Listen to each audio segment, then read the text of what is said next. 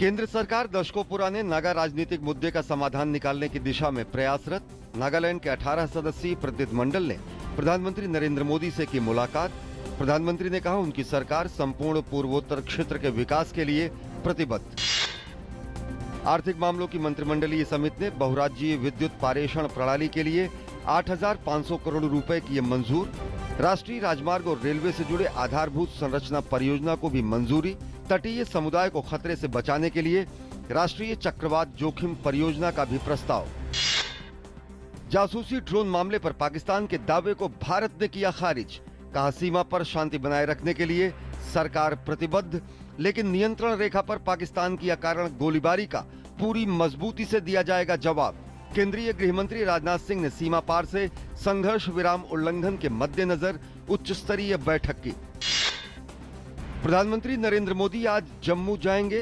स्वतंत्रता संग्राम सेनानी गिरधारी लाल डोगरा के जन्म शताब्दी समारोह में शिरकत करेंगे। समारोह में वित्त मंत्री अरुण जेटली, जम्मू कश्मीर के राज्यपाल और मुख्यमंत्री के अलावा कई गणमान्य लोग उपस्थित रहेंगे।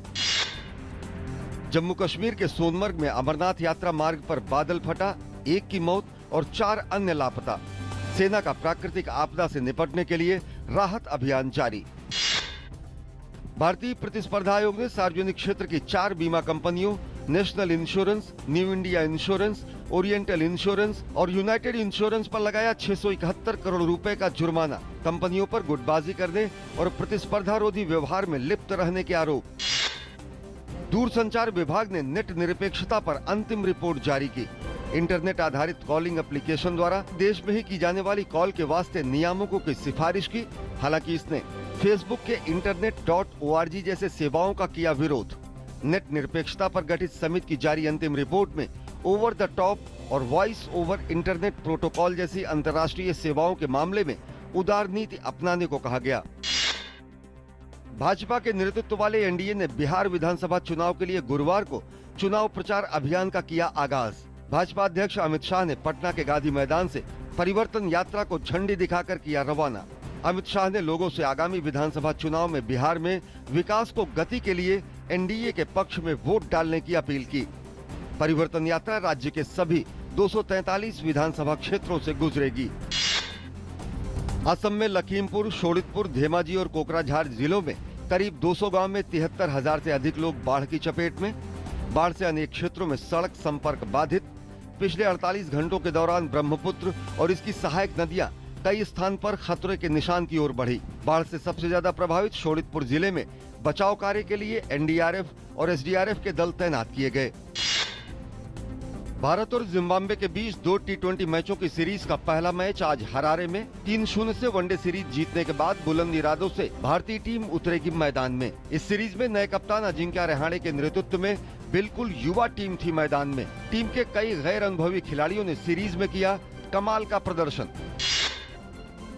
डेविस कप के एशिया ओशिनिया ग्रुप ए के मुकाबले में भारत का सामना आज मेजबान न्यूजीलैंड के साथ। इस मुकाबले में जीत हासिल करने वाली टीम पहुंचेगी विश्व ग्रुप प्लेऑफ में।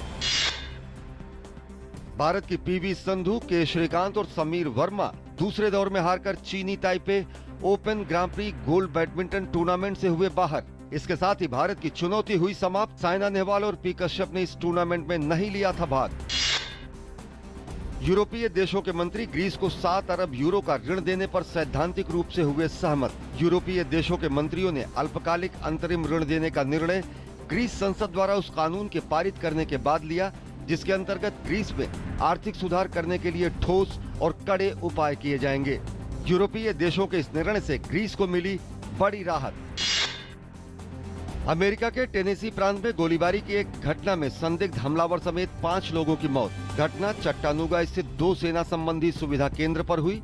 अधिकारियों ने इसे नृशंस घरेलू आतंकवादी कार्रवाई कहा। हमले में मारा गया संदिग्ध मोहम्मद यूसुफ अब्दुल अजीज। हालांकि हमले के पीछे की मंशा अभी साफ नहीं। मरने वालों में 4 मरीन भी जो नेवल मरीन रिजर्व सेंटर पर थे तैनात। नाइजीरिया के पूर्वोत्तर प्रांत स्थित गोम्ब बाजार में 2 बम धमाकों में 30 लोगों की मौत। गुरुवार को हुए इस हमले में आतंकवादी समूह बोको हरम के शामिल होने का शक। हालांकि हमले की जिम्मेदारी अभी तक किसी भी संगठन ने नहीं ली, लेकिन हमले में बोको हरम के शामिल होने के पुख्ता सबूत। यह हमला तब हुआ जब नाइजीरियाई राष्ट्रपति ने आतंकवाद को खत्म करने की अपनी प्रतिबद्धता को सर्वोच्च प्राथमिकता बताया।